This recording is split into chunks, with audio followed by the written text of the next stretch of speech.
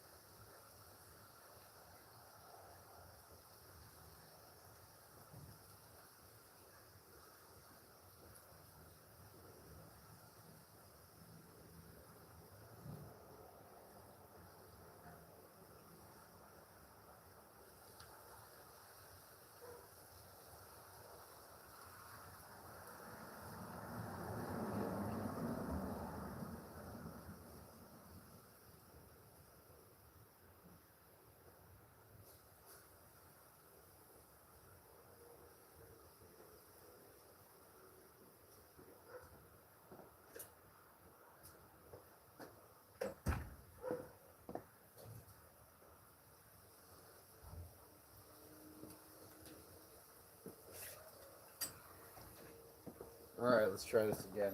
Battery on the GoPro died.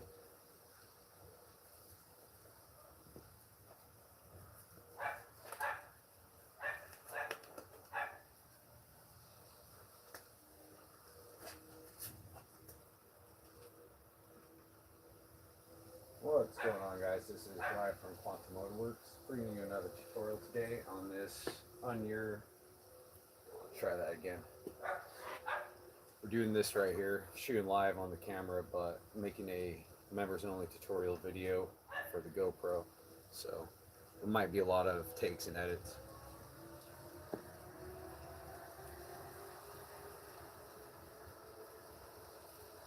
What is going on, guys? This is Brian from Quantum Motorworks, bringing you another tutorial today on this 01 through 06 Yamaha Raptor 660. Customer dropped it off in this condition right here. It's kind of beat up looking and obviously missing its plastics and a bunch of other parts.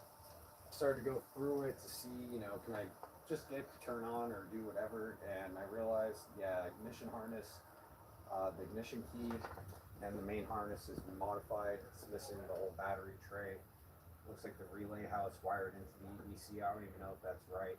And in this case, I'm not really going to spend too much time electrically troubleshooting this bike just from the condition that it is.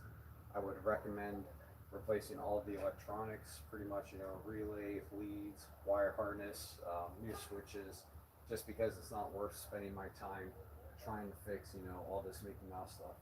But what we can do to see if it's even worth doing it, we want to check the engine compression. And that's probably going to be the most important part, because all these other things, we can get some used parts for this off of eBay and maybe put it together for the customer if the price is right, if he wants to invest any money into this.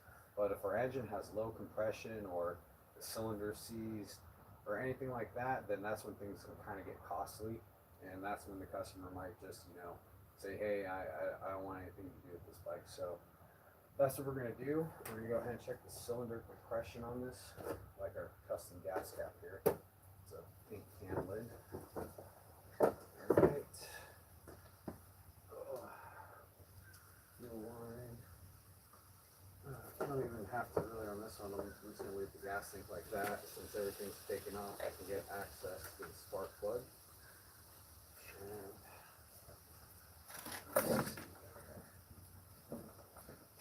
Just kind of want to get a look to see what's inside the spark plug hole if I can. If I have a little light in it.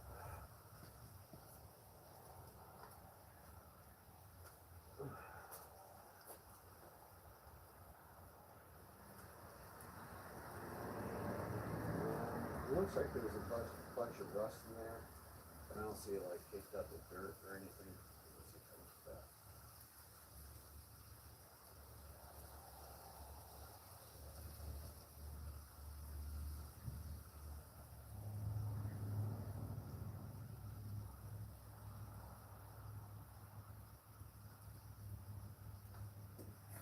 So usually if it's like full of mud, dirt, rocks, debris, you want to blow that hole out with some compressed air before removing the spark plug.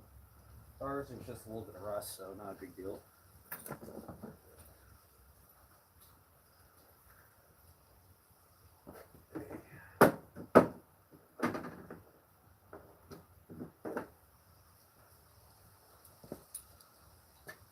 Now we're going to go ahead and use a 5/8 spark plug socket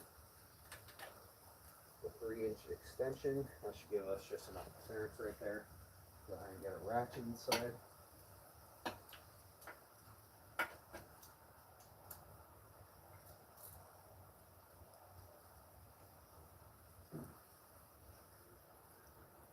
Oh, it feels like it's kind of almost seized. Probably cross-threaded.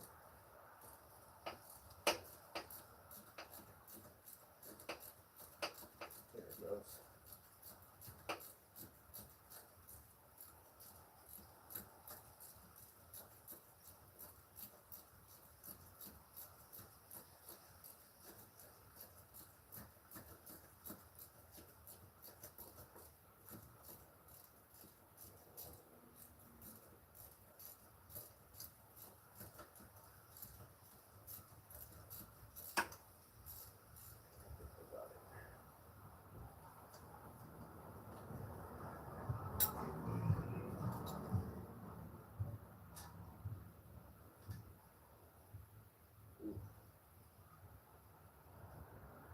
Possibly rust inside the engine. So that's not good. Well, while we're at it, let's go ahead and connect the battery. I highly doubt it's going to do anything, but never hurts to try. Let's see how we can do this without catching our bike on fire. Get down here. Now this is probably going to differ a lot more than your Yamaha Raptor. Once again, you know, our bike's missing half the parts for it.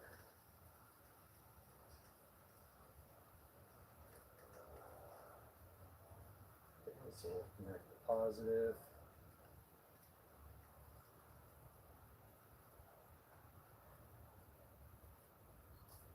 Okay, and then do I have a ground?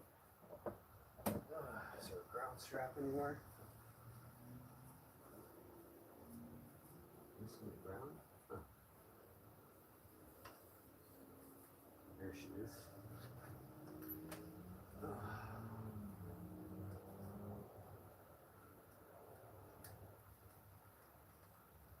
guess I'll just let it hang as long as it doesn't touch anything, that positive terminal at least.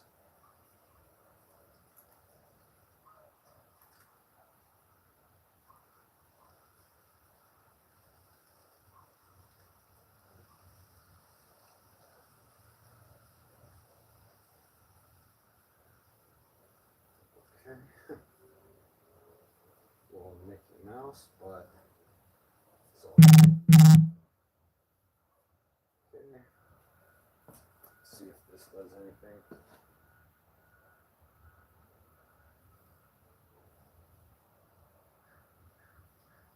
Anything getting hot?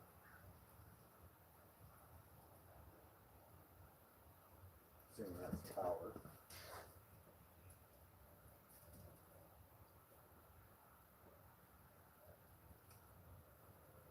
Okay, and that's what I kind of figured what was going to happen. So it could be anything. Could be this. You know, maybe without spending time to look it up. I'm not sure. I'm pretty sure when the key's in one position, it grounds out the ignition, and when it's in the other position, you know, this is the red's power comes from the battery and brown's going out to power the bike. So you just jump those right there, twist them together. In theory, that should be like the ignition keys on. And then I'm not sure about the switch, could be working, not really going to spend the time just because the condition is electrical. I would recommend just replacing it. And who knows if we even have it open or if our starter relay's good. I could spend, you know, some time, but just because of the condition of the bike, I'm going to recommend replacing all that, because there's no point in spending all this time, you know, going through parts trying to figure out if, you know, this is going to fix this or that.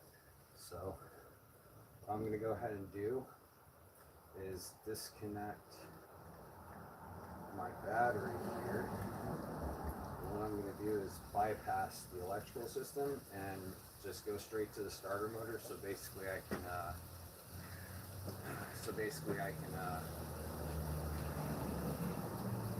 crank over the engine and get my compression reading, or even see if the engine, you know, if it's locked up or seized.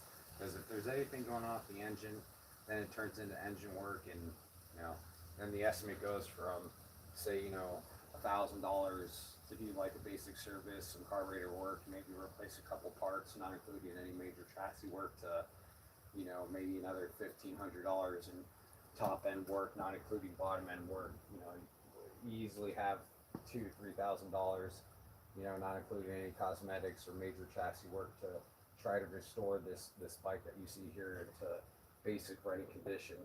And you can pick these up probably for like $3,000 to $4,000 in complete decent looking condition. The only thing you take a risk on is, you know, does it have 120 hours on it? It's time for a full engine rebuild, and you're looking about, you know, $2,000 to $3,000 to have a professional mechanic who knows what they're doing, parts and labor and possible machine work, depending on what you're going to do, rebuild one of these engines. So take this. This is my Allah Akbar engine start switch.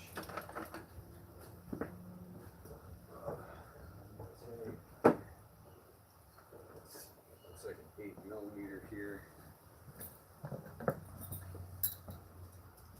And basically all I'm going to do, this goes straight to the, looks like it's already loose. Nice. I'm going to take the starter relay here, and this is the lead that goes to, that's a 9mm.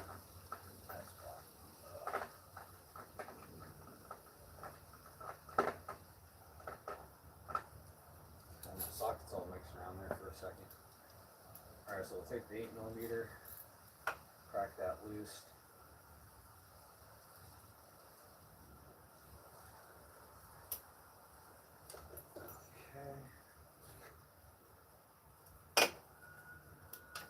And then this is pretty much going to go to our starter motor, or to our battery now.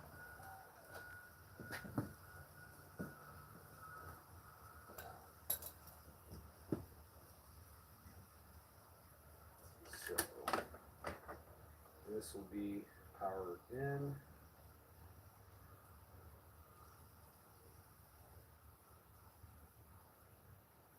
I think I might have to go grab some hardware really quick. Go grab.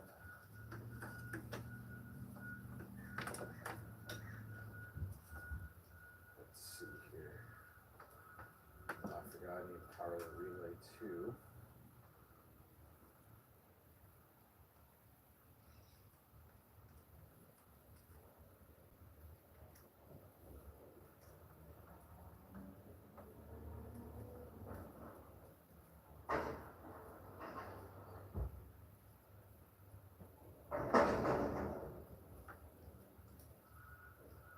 Okay, and then I need to connect the ground. What I usually use is alligator clip.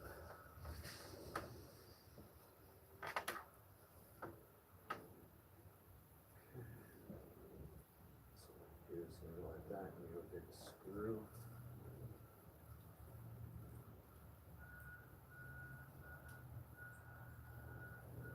Ooh, that might be good enough connection like that.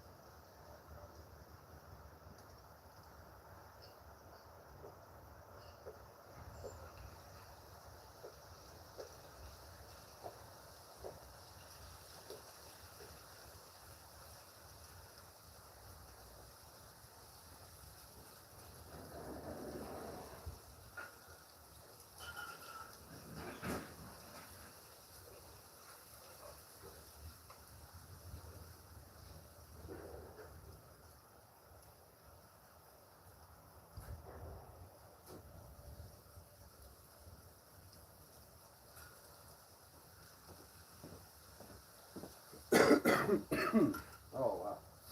Took a minute to find them. Alright, we're back in action.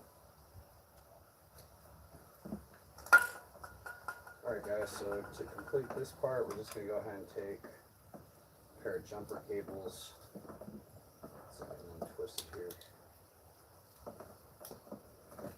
And find a good ground.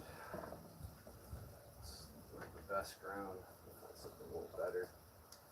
And go. Let's go to the original ground cable, why not? Boom. Go to that one right there. And I'll hold these together with this since I didn't grab any hardware.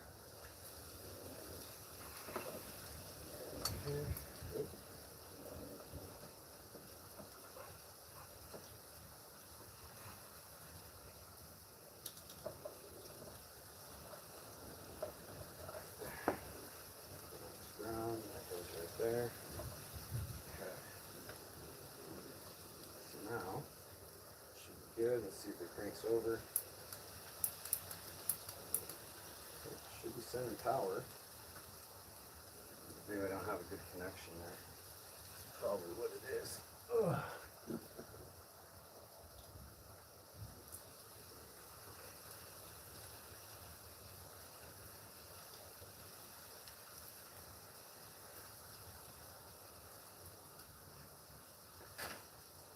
Let's try that.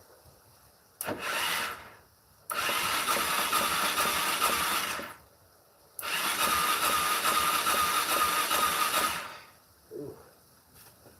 Sounds kind of sluggish, but it's working. Wasn't squirting out any water, so that's good. Let's go ahead and hook up a compression tester. That's going to be this one right here.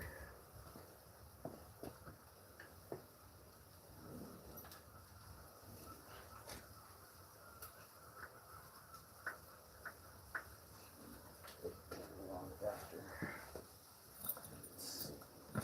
Oh yeah, it's one of those. Oh yeah, it holds like all full of rust.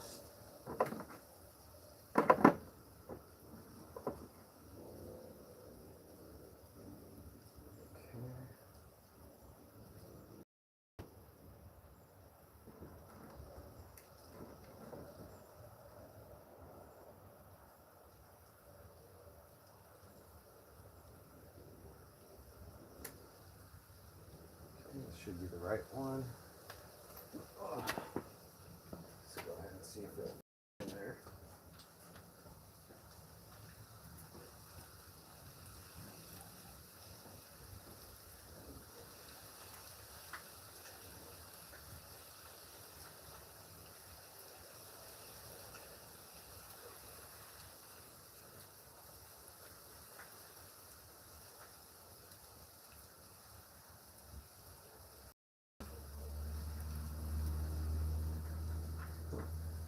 That doesn't want to go in.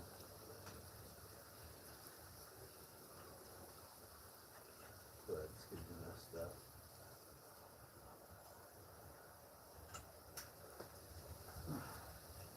Using the right adapter. Oh, probably helped if I used the right adapter again. Okay, this is the right adapter, that's the reason. Okay, I need to go get edited.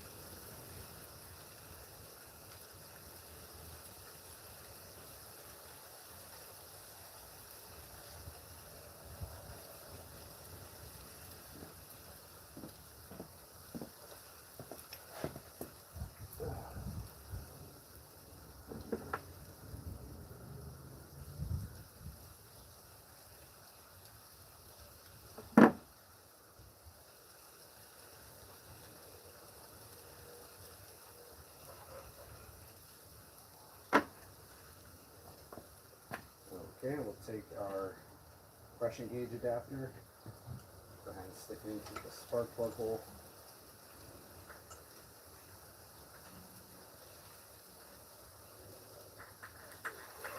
Thread it in.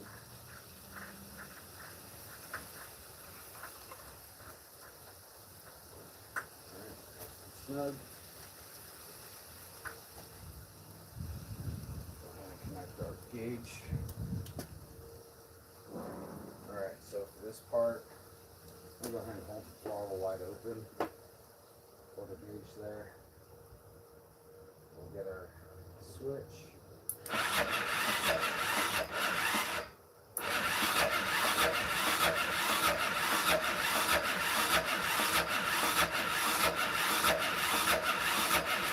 It's like blowing crap out the exhaust.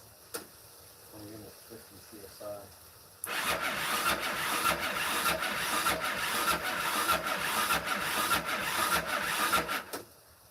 That's it. 50 psi. That ain't good.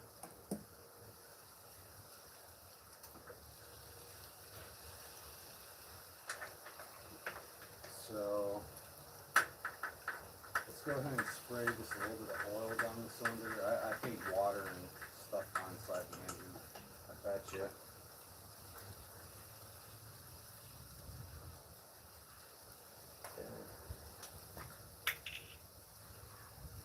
Spray a little bit of oil down the cylinder.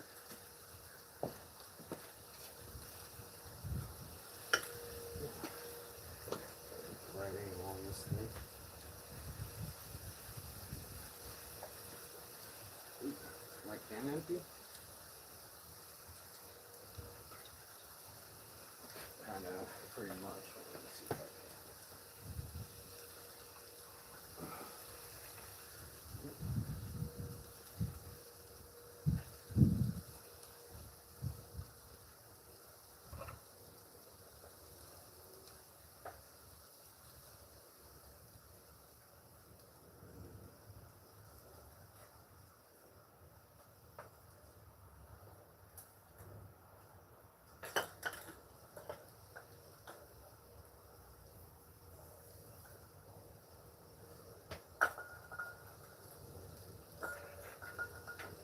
Alright, do you need another can of FPL?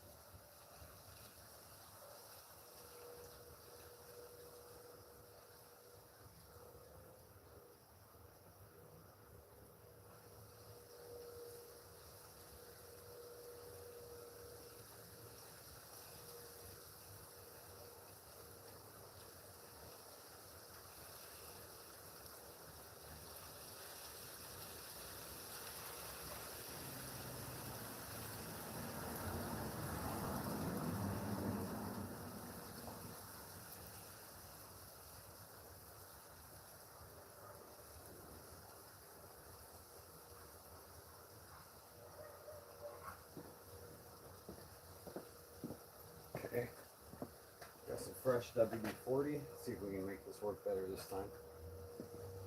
Alright. Spray a little bit of oil. You can even get the stem there, it works even better. That should be enough.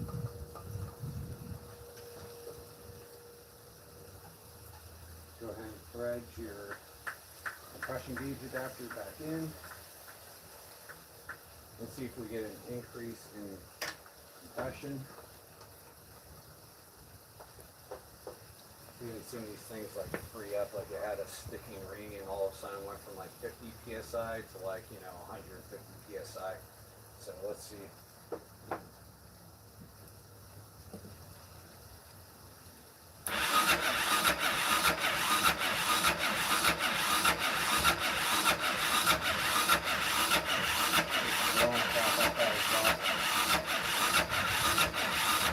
It's cranking over really slow too. These don't feel warm. And my battery should be fully charged.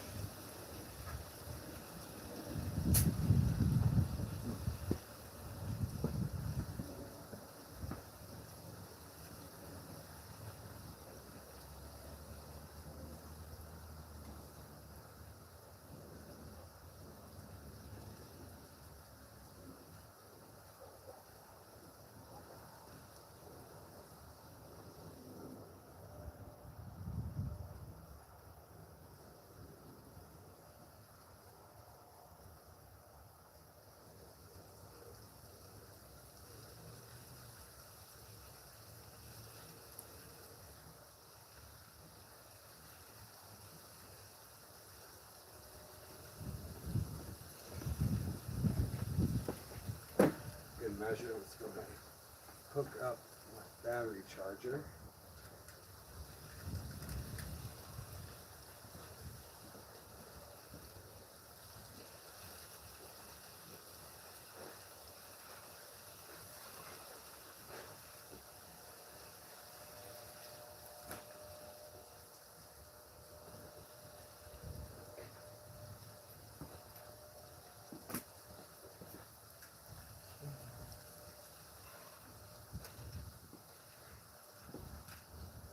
I got 12.2, not super low, but let's go ahead and hook up a little bit of juice. Let me give her 30 amps while we're at it.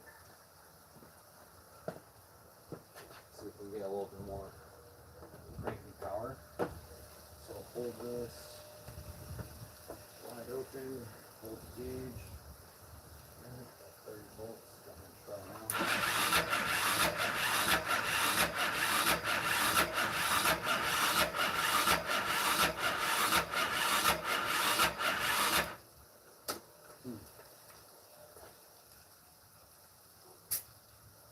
Only 50, 60 psi. It's not very good.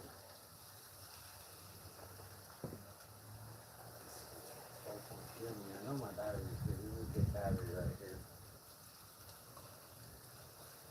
Keep the charge on it. Yeah, there's something definitely going on. This thing has low compression.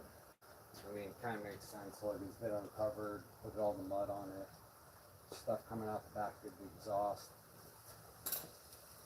Let's go ahead and try it again.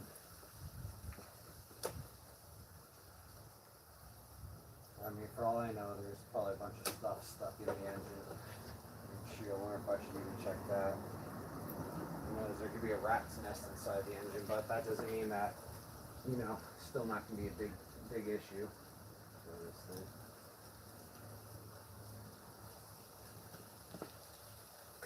It's like a dry back hose or something. Okay, cool, that came off. Let's see.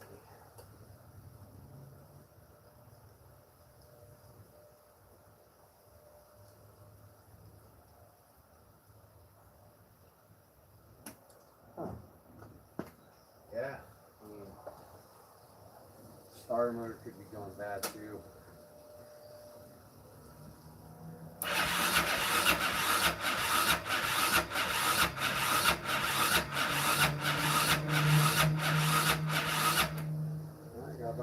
70 psi right there.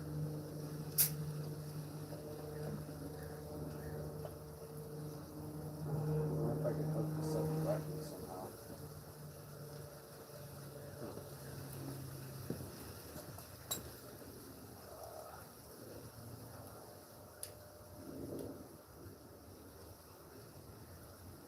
Fine. I see something.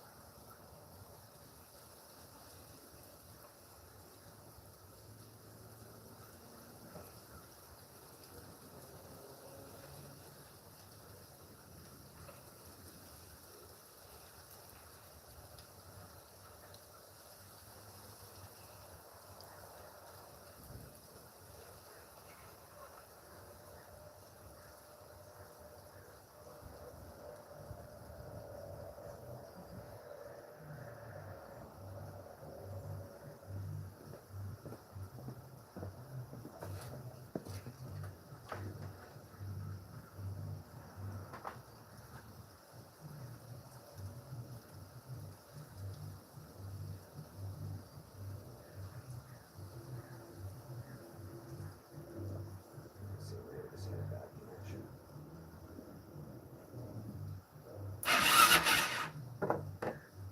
Let's try that. Maybe like fourth attempts. Charm.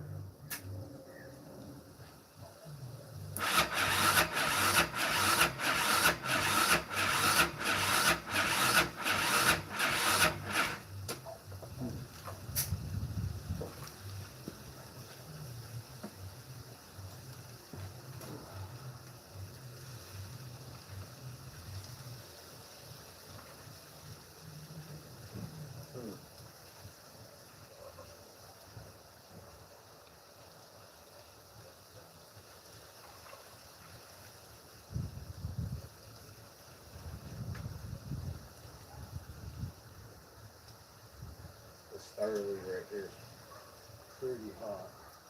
I'm gonna try this. Just gonna directly hook it up to the starter motor. Maybe this lead right here is causing too much resistance. Probably needs a new lead.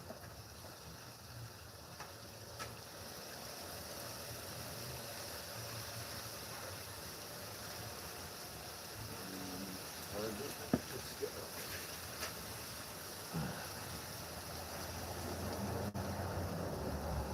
Shoot. Ah, there we go.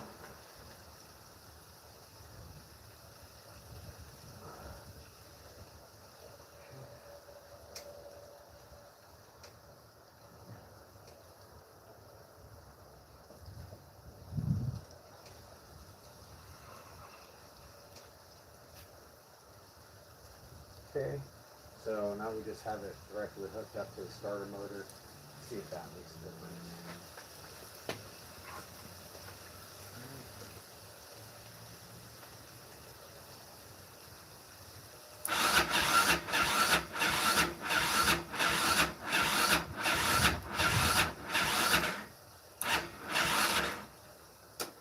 Let's try one more thing. So we're getting a little bit better. Try finding a better ground. Still, can't really go wrong with the chain, I think. There is grease on that. Muffler.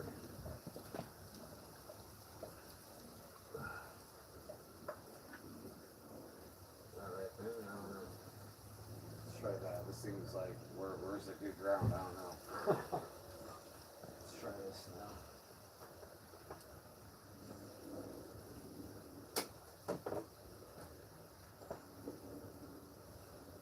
Okay.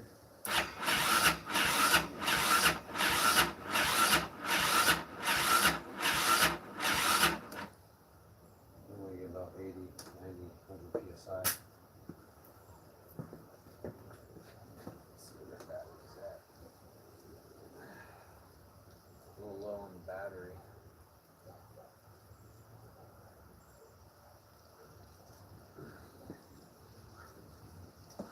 So, I don't know, maybe we let our battery charge for a little bit and then come back and do this test, see if it makes any of the difference. But right now I'm getting low compression. It almost sounds like the starter motor itself could be going bad, which I wouldn't doubt. And that could be giving us a false reading, but still just the fact that, you know, it's not jumping up really high. It's making me kind of speculative that it does have low compression. But we're going to give it maybe one more chance and let this battery fully charge and then give it another rip. Alright guys, I'm going to take a break. This one's kind of kicking my ass. This bike's I think thing's kind of blown up. So many people neglect perfectly good machines. Yeah, this bike's beyond rough, man. This thing is I don't know. I mean, I don't even think it's worth fixing. I don't even know if I would want to fix it. It's missing too much stuff. You might as well just get you'd be better off, you know, unless it was donated to me. You know, that's the only way I would consider even taking on this project. It'd have to be given to me for free. I wouldn't pay $1 for this thing just because of the condition it's in. You know, I don't even know about maybe 20 bucks tops. All right, so yeah, that's pretty much it. I'm gonna go ahead and put that back charge and then see if I can get a better compression reading once the battery's fully charged. So thanks for watching, guys, and maybe we'll follow up with another live.